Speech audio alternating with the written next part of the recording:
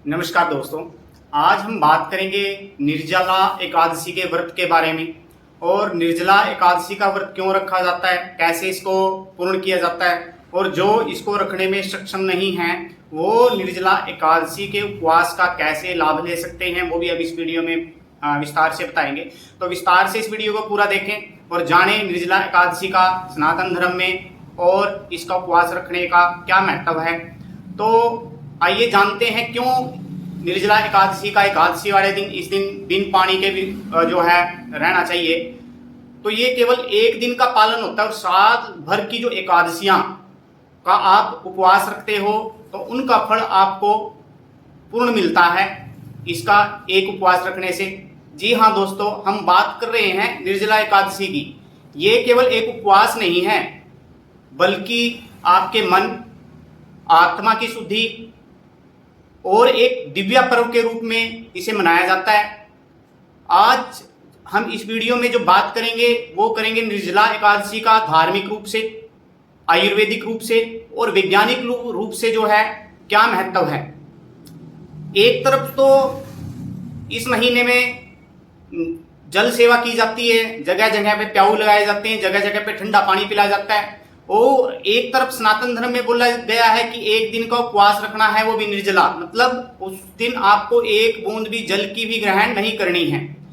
इसका जो कारण है वो बहुत वैज्ञानिक कारण है, तो वीडियो को अंत तक देखें। तो सबसे पहले हम इसके जो है धार्मिक इसका महत्व क्या है उसके बारे में जानेंगे।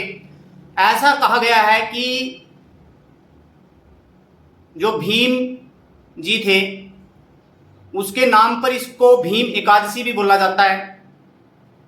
ऐसा जो है वर्णन स्कंद पुराण में और पद्म पुराण में किया गया है।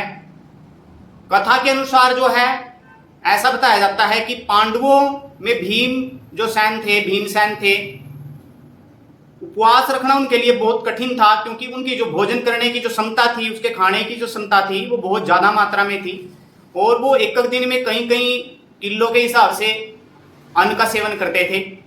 इसलिए श्री व्यास जी ने उन्हें साल में एक उपवास रखने का जो है उपाय बताया था।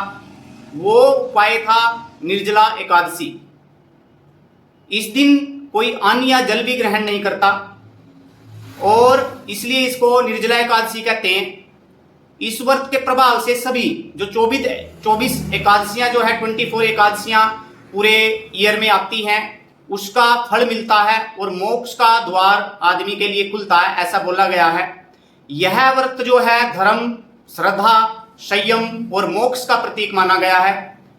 तो अब हम जानेंगे कि एक तरफ तो जगह जगह जल बांटा जाता है और एक तरफ जो है बिना जल के रहने के लिए एक दिन का उपवास रखने के लिए बोला गया है। इसका कारण क्या है?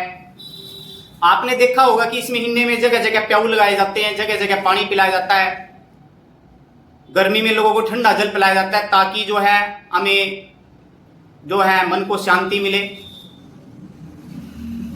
तो सनातन धर्म में बोला गया कि एक दिन खुद को जल का जो महत्व समझाओ, मतलब यदि आप एक दिन जल नहीं पियोगे तो आपको तभी उसके महत्व का पता लगेगा। तो ये एक रहस्य है, एक दिन त्याग और सेवा दोनों का मेल है ये। जब हम खुद एक दिन प्यासे रहते हैं तो हमें दूसरों की जो प्यास है, जो प्यास के बिना उनको पीड़ा होती है, तो हम तभी उनकी पीड़ा का अनुभव कर पाते हैं और दया से फिर हमारे मन में जो है दया का भाव और ये प्रेरणा पैदा होती है कि हमें जो है दान करना चाहिए, चाहे वो जल का दान भी क्यों ना हो। आयुर्वेद कहता है दया मूलम धर्म है। इसका मतलब क्या है?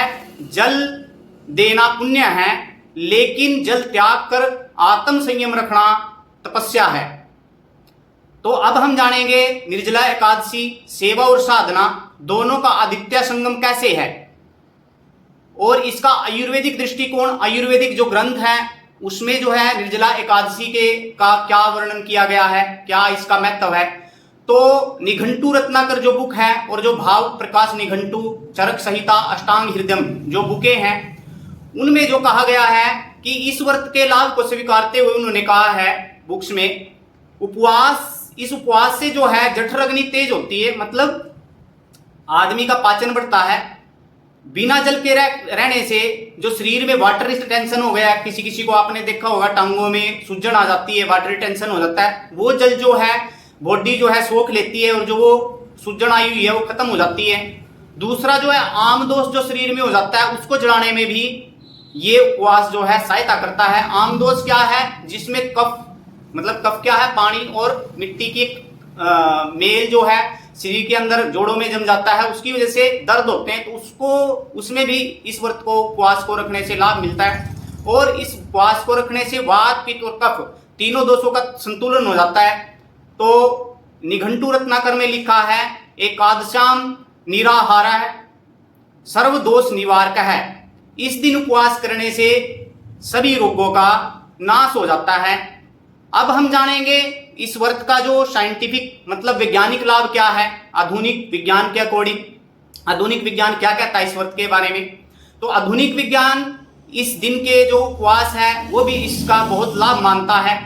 तो उसमें क्या कहा गया है कि ऑटोपैथी, मतलब शरीर की वो प्रक्रिया जिसमें पुरानी बीमारी या डैमेज कोशिकाएं खुद को नष्ट होकर नई कोशिकाओं को जन्म देती है, वो जो ऑटोपैथी है इस उपवास को रखने से वो एक्टिव हो जाती है और आपका शरीर जो है, आपके शरीर में जो डेड सेल्स पड़े हुए हैं और जो मृत कोशिकाएं पड़ी हुई हैं उनको डिटॉक्सिफाई कर देता है। तो यह उपवास से वो जो ऑटोपैथी है वो सक्रिय हो जाती है। दूसरा क्या है? Dehydration control. एक दिन जब जल त्याग से शरीर जो है जल का अधिक बुद्धिमानी से प्रबंधन करना सीख जाता है। मतलब जल का प्रबंधन कौन करेगा? जिसको अधिक मात्रा में जल मिल रहा हो। जैसे कोई कोई तो गलिया धोता है, साफ गली भी पड़ी हो फिर भी गली धोता रहता है, बारिश आई हुई है फिर भी गली धोता रहता है। मतलब उस आदमी को कैसे पता लगेगा कि जल का उसकी जिंदगी में क्या महत्व है? जब इस उपवास को करेंगे तो उसको जल का महत्व का पता लगेगा और वो जल को अनावश्यक रूप से ऐसे नहीं बहाएगा। तो इसका ये भी एक लाभ है। उसके अलावा आपकी जो किडनी है, लीवर है और जो गोल ब्लेडर है उसके लिए जो है एक नेचुरल रिस्टार्ट हो जाता है और जो है वो एक नए सिरे से अपने को रिन्यू करते हैं इस दिन और अच्छी तरह से वो क्रिया करने लगते हैं। और जो है इस दिन जो है उपवास रखने से मानसिक स्पष्टता और नियंत्रण में सुधार होता है। मतलब एक तरह से ये हठ योग भी आप इसको मान लीजिए। हठ योग से जो है आपको जो है अपने शरीर पर नियंत्रण रखने से में बल मिलेगा। उसके बाद कैसे उपवास रखना है आपको इस चीज के विषय में बताएंगे हम। तो कैसे उपवास रखना है? तो दशमी का को जो है शाम से पहले अल का भोजन कर लेना है आपको दशमी के दिन, मतलब एकादशी से एक दिन पहले। जब एकादशी तिथि आएगी अगले दिन पूरे दिन आपको निर्जला रहना है, मतलब बिन जल के रहना है, और निराहार रहना है, मतलब बिन भोजन के रहना है। मन में भगवान विष्णु का जप करें या ओम का जप करें। एकादशी के सूर्योदय के बाद जो है फलाहार, जो द्वादशी आएगी इसके अगले दिन जब आपको उपवास तोड़ना है, पूरा दिन निराहार रह के और पूरा दिन जो है जल का सेवन नहीं करना है। अगले दिन जब द्वादशी आएगी तो द्वादशी की सुबह आपको जो व्रत यानी कि उपवास जो है उसका पारण करना है। वो कैसे करना है? तो उसमें आप क्या करोगे? आप फलाहार लोगे सबसे पहले, क्योंकि वो अल्कलाइन होता है, या तुलसी जल से व्रत को तोड़ोगे। व्रत के साथ आप कुछ दान, सेवा और मन की शुद्धि भी जरूर करनी है। तो तन के साथ मन की शुद्धि भी जरूरी होती है। अब हम जानेंगे कि कुछ बुजुर्ग लोग, बच्चे लोग और जो थोड़े बहुत बीमार हैं वो तो उपवास नहीं रख सकते, निर्जला नहीं रह सकते, उनका शरीर इसके लिए योग्य नहीं है। तो सनातन धर्म में सभी को मतलब छूट दी गई है, सभी को इस उपवास का लाभ मिले। इसलिए हम बताएंगे कि वृद्ध लोग और जो इसके उपवास निर्जला रखने के योग्य नहीं है वो कैसे इस व्रत का लाभ ले सकते हैं। तो जो वृद्ध लोग हैं या गर्भवती महिलाएं हैं या थोड़े बहुत बीमार लोग हैं जिनको निर्जला रहना जिनके लिए संभव नहीं है, तो वो जो है थोड़े बहुत फल खा सकते हैं। तो ये जो है सनातन धर्म की जो भावना है उसका प्रधान है। आप जो है तुलसी मिश्रित जो है जल लीजिए, क्योंकि करना तो बॉडी को एक्चुअली में ये डिटॉक्सिफाई है। तो तुलसी का जल पी सकते हैं आप, नारियल पानी पी सकते हैं क्योंकि वो भी अल्केलाइन है, नींबू का शरबत पी सकते हैं, या फलाहार पे आप रह सकते हैं। एक समय आप यदि फिर भी न रह जाए तो हल्का भोजन, ठंडा भोजन आप एक समय थोड़ी मात्रा में ले सकते हैं। तो भगवान विष्णु को नमस्कार करें, ओम का जप करें और प्याऊ लगवाएं, जल सेवा करें, मन को वश में रखें, क्रोध, लोभ, तामसिक जो प्रवृत्तियां हैं उनसे दूर रहें। अब भाव से किया गया जो व्रत है, उपवास है, तो वही एक सच्चा उपवास माना गया है, चाहे वो थोड़ा बहुत खाकर पे के भी कर लिया जाए। जो निर्जला व्रत में पुण्य है वो केवल शरीर को नहीं मिलता, मन और श्रद्धा से मिलता है ये, ना कि केवल अपने शरीर को कष्ट देना, बल्कि श्रद्धा भी आपके मन में होनी चाहिए। तो निर्जला एकादशी जो है एक साधारण उपवास नहीं है, यह शरीर की शुद्धि, मन का संयम, आत्मा की मुक्ति की ओर एक महान कदम है। तो सभी जो है इस उपवास को रखें और अपने शरीर को जो है डिटॉक्सिफाई करने में इससे मदद मिलेगी आपके शरीर को।